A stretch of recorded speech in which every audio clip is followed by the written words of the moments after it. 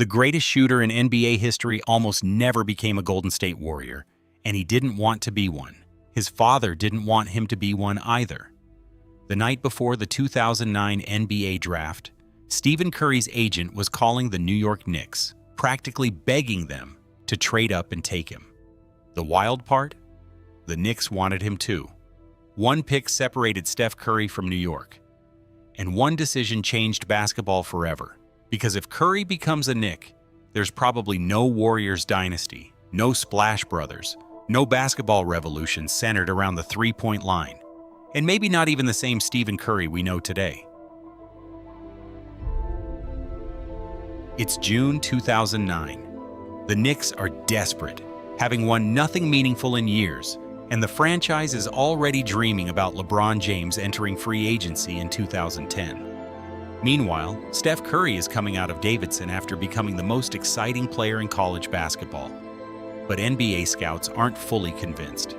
He's skinny, small, his ankles already worry teams, and nobody really knows if he's a point guard or a shooting guard.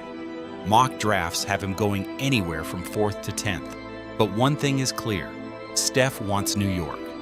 Mike D'Antoni is coaching the Knicks at the time, running a fast-paced offense built around spacing and shooting. And looking back now, it feels like the perfect system for Curry, before the league even understood what Curry could become.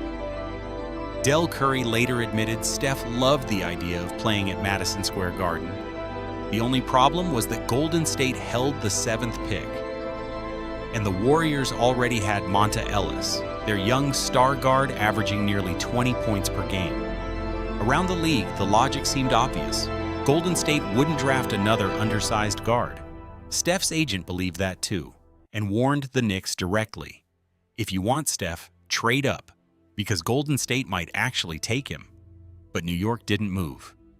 Knicks president Donnie Walsh simply didn't believe the Warriors would go through with it.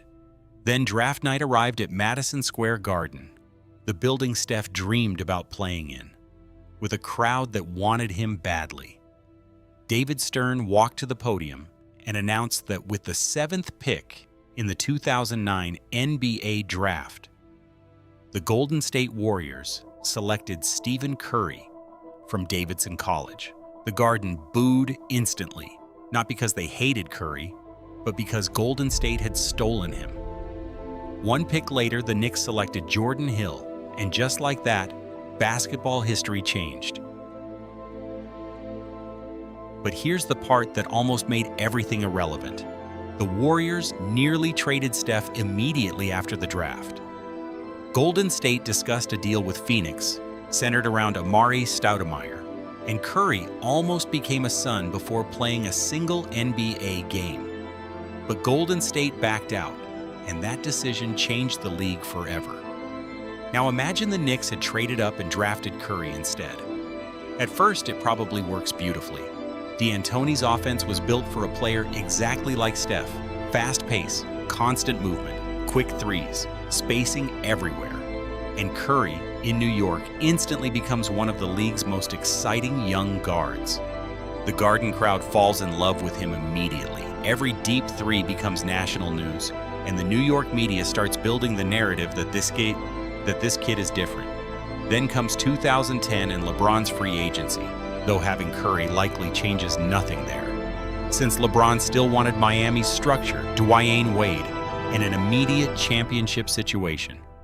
The real turning point comes 1 year later with Carmelo Anthony, because in real life the Knicks traded everything for Melo in 2011 and built the franchise around isolation basketball. And that's exactly where this alternate timeline splits.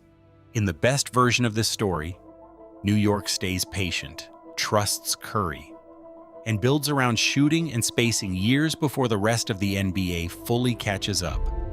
The three-point revolution starts in Manhattan instead of Golden State. Madison Square Garden becomes the center of basketball again, and Steph Curry becomes New York's king. But realistically, these are still the James Dolan Knicks, and Dolan always chased stars, so most likely they still trade for Carmelo, and suddenly everything becomes complicated. Melo was incredible, one of the greatest scorers ever. But his style slowed offenses down through isolation possessions, heavy ball dominance, and mid-range scoring. Now Steph isn't playing with freedom anymore. He's adjusting around Melo instead of the other way around. Could they still be good? Absolutely. Championship dynasty good? Probably not. And eventually, if the pairing fails to win big, someone becomes the scapegoat. And in New York, it would probably be Curry, because Melo was already the established superstar. So by 2013 or 2014, Steph likely hits the trade market, 26 years old, entering his prime with legendary shooting, elite handles, an obvious basketball IQ, but without a ring, without the right system, and without the patience required to fully become himself. Because patience matters more than people realize. Early in his real career, Curry dealt with serious ankle injuries. And there were moments when Golden State genuinely wondered if he could stay healthy long-term. But the Warriors gave him time. There was no massive pressure immediately, no tabloids destroying him every day, and he could develop quietly. New York doesn't give players that luxury. New York gives you the biggest stage in basketball and then demands greatness immediately. And maybe that's the cruel irony of this entire story. The city Steph dreamed about playing for might have been the exact place that prevented him from becoming Stephen Curry. Because the Warriors dynasty only existed because everything was built specifically around him. Klay Thompson was drafted to complement him, Draymond Green became valuable in a Curry-centered system, and Steve Kerr became the perfect coach for the way Steph played. Without Curry, none of it happens the same way. When David Stern announced Steph's name that night in 2009, nobody realized what they were actually watching. Not just a draft pick, a fork in basketball history, 4 championships, a complete transformation of the sport, all created by one decision, one pick, one front office believing Golden State wouldn't draft 2 small guards, and one alternate universe where Stephen Curry walks into Madison Square Garden wearing blue and orange and maybe never becomes the Stephen Curry we know today.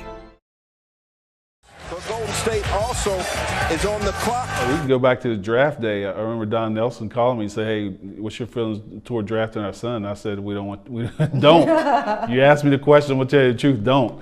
And the conversation went on. He said, "Well, if we get the opportunity, we're going to do it." I said, "Coach, that's your decision." With the 7th pick in the 2009 NBA draft, the Golden State Warriors select Stephen Curry from Davidson College. We just thought his game fit a better team, a better scenario, the way another team was playing, up and down faster, and had a better locker room. Well, that's the dad answer, and the professional athlete answer. Mine was Golden State is too far away, and where's my baby going? I don't know where Golden State is. Because I remember when he got drafted, and his mom did the same thing. He got drafted at Utah, and she just boo-hooed and cried immediately. We're like, this is a happy thing. He got drafted, and she was like, where's Utah? So we had the exact same, well, I did have the exact same experience.